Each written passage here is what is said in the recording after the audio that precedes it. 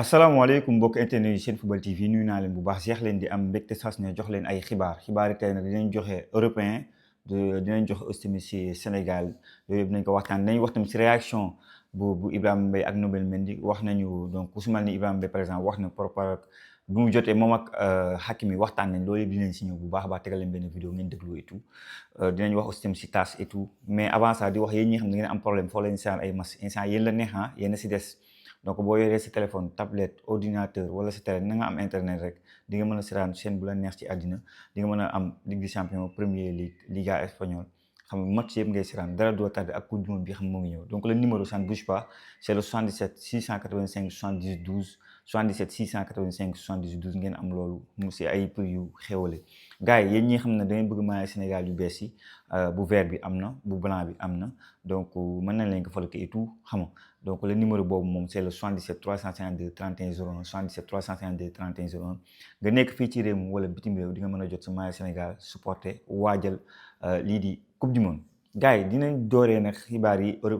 football européen de manière générale laataa ñuy dugg si gaynde yi ndax y a beaucoup de choses à dire donc bu ñu demee nag bii ba mauvaise nouvelle la pour les supporters d'Arsenal sunu taskatu xibaar yi nekk foofu ci Angleterre ñoo ngi xamee ne kii di Eze international anglais bi dafay blessé pour 1 mois ku gis niveau bi mu yor ku gis le dernier match bi mu def en Ligue des Champions contre Leverkusen le but qu'il a marqué ak année bi ni mu gisee ni moom mii di Eze surtout le deuxième partie saison bi xamante ne Arsenal aura besoin de Eze vu donc Ligue des Champions bi ci lay am xam nga donc voilà même si c'est que Sporting mais ça reste un très bonne équipe bu baax sans compter le Premier League bi xam ne koy chercher donc il y a beaucoup de choses yi fait que donc Arsenal aura besoin de Eze mais malheureusement 1 mois la ñu wax ne selon taskatu xibaar yu nekk foofu ci Angleterre 1 mois lay toog di jouer bu ma jógee foofu dinaa wax aussi donc si Fermín López selon benn taskatu xibaar bu nekk foofu ci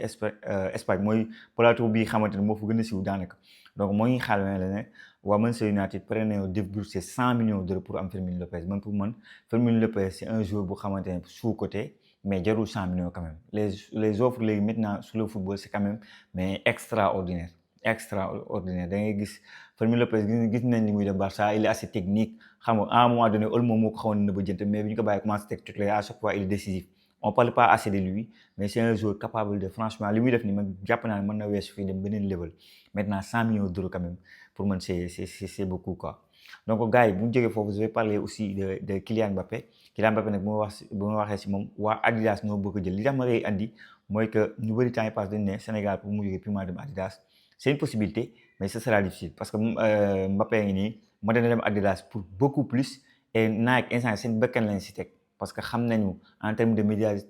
médiatisation la moom dina ñëw ak marketing Mbappé lu mu la mën a jaareel c'est extraordinaire xam na du coup ñoo ngi taxaw téye fixe pour convaincre Mbappé mu toog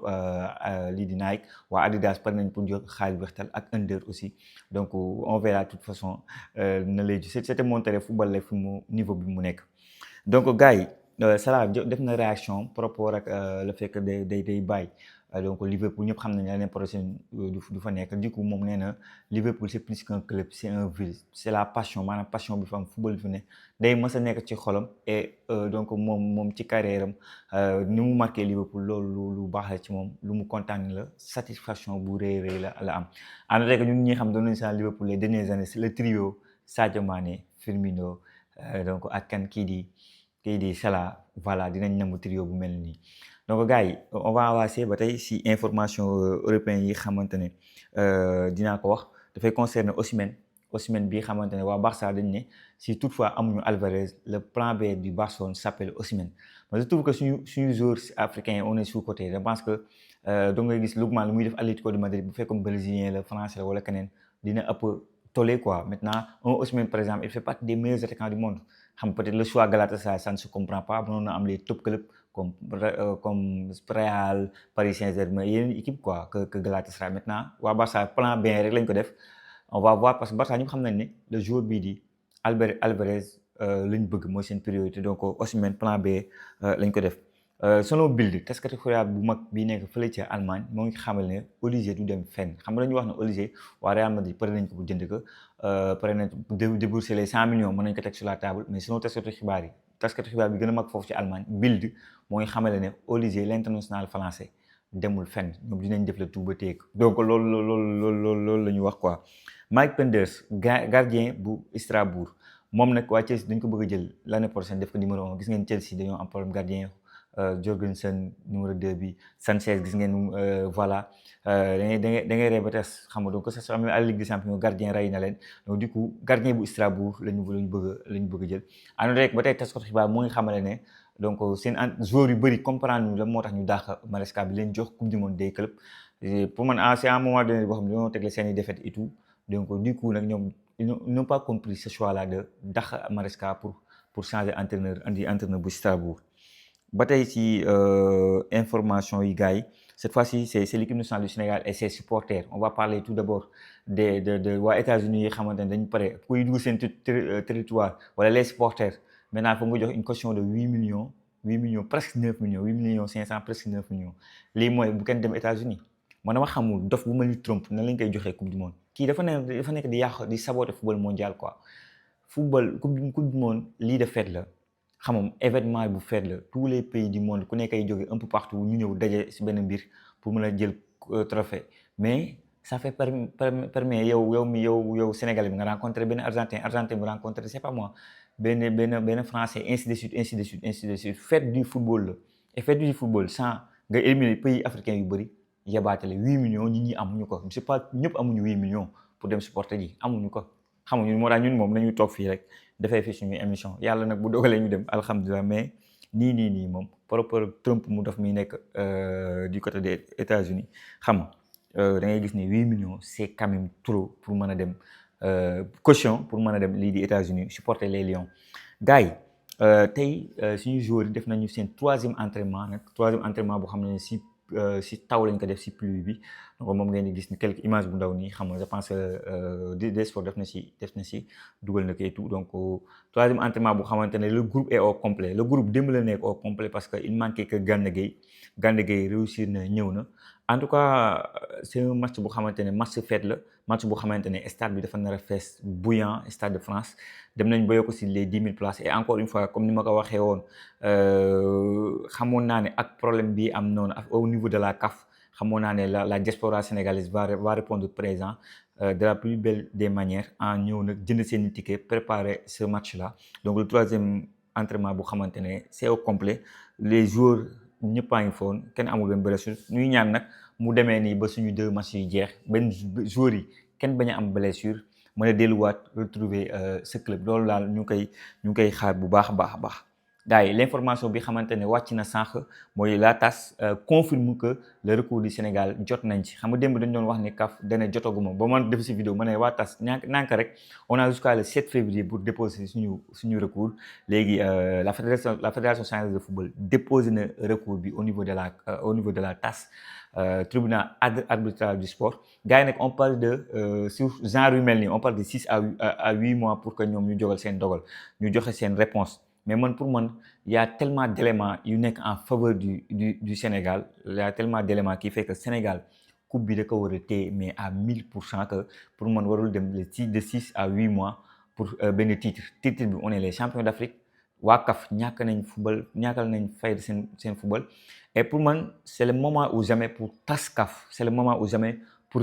rétablir la vérité xam nga que ça soit ay magouilles corruption tout ça là yi xamante ne nekk na au niveau de la CAF ñu dindi ko aussi pour football Afrique mën a dem kanam ñu bàyyiwaat ñu suñu 2 ans yoo xam ne dañu koy jouer au lieu de 4 ans parce que ñu bëri ñu naan non CAF ak ni ñu amee doole non FIFA ak Blatter moo leen ëppoon doole fuufay et pourtant bu ñu waree dal ci kawam mu jàll nekk ci leneen donc les preuves sont là l'arbitre c'est le maître du terrain nangu ne penalty bi Brahim Diaz retenu penalty le match s'est déroulé Sénégal dugal na bi xam nga donc arbitre bi déclaré na Sénégal jël na coupe bi Sénégal jël nañu trophée bi takk nañ seen médaille ñëw nañ Sénégal fête nañ que 2 mois après nga ñëw nga ne da ngay jël benn titre boo xamante ne c'est durement gagné par les Sénégalais donc loolu na nekk benn combat boo xamante ne man dama bëgg combat bi nekk combat de tous les Sénégalais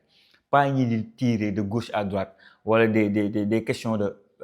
affaires de personnel man nañu jël mbir mu xamante ne on est derrière la fédération on les encourage l'état ñëpp bu ñu demee nag ba mu jeex après mënuñoo ñëw nag tirer na fédération def na lii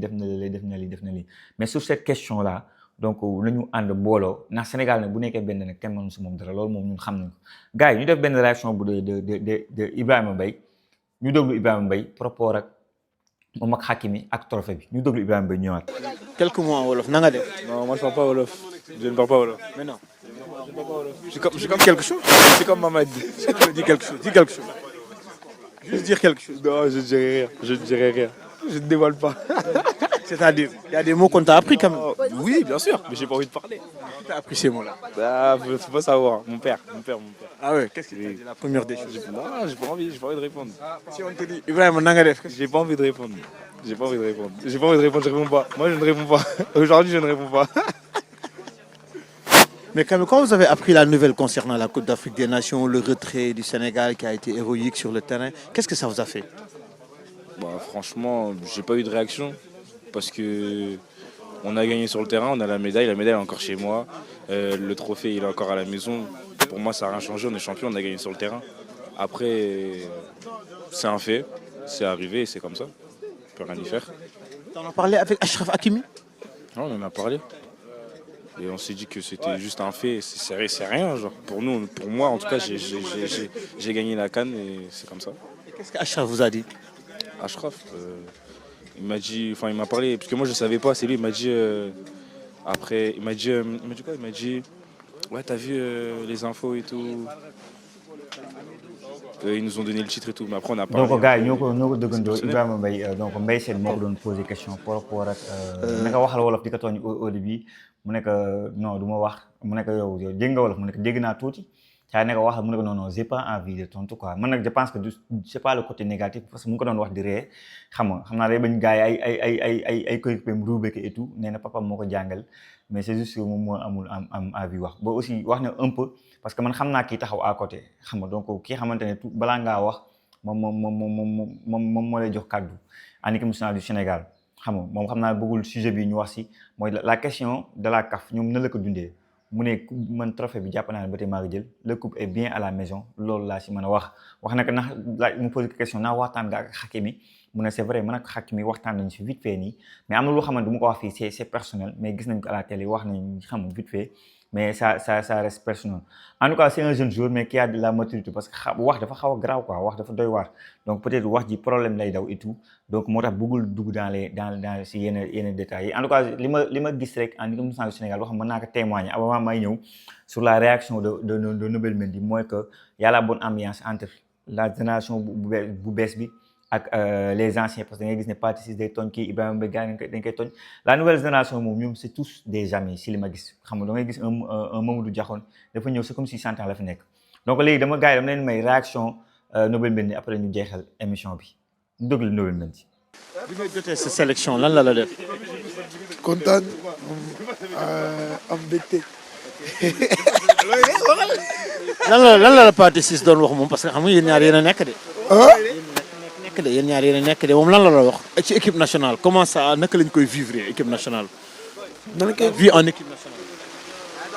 il t'a dit. ah bah c'est bien franchement liggéey pour essayer à chaque fois ñëw parce que franchement c'est bien. eh bon bien parlé. yow la ñuy si yow da ngay yow la ñuy wax noonu. si dégg naa def je parle tu vois pas je parle. non kontaan am mbégte rek. jaajëf na donc réaction boobu ngay gis Nabil Mendy xam nga bul wax gars yi sawaruñu nag di pour wax quoi xam naa ak taw bi nii et tout waroon parce que lii avant entraînement yi la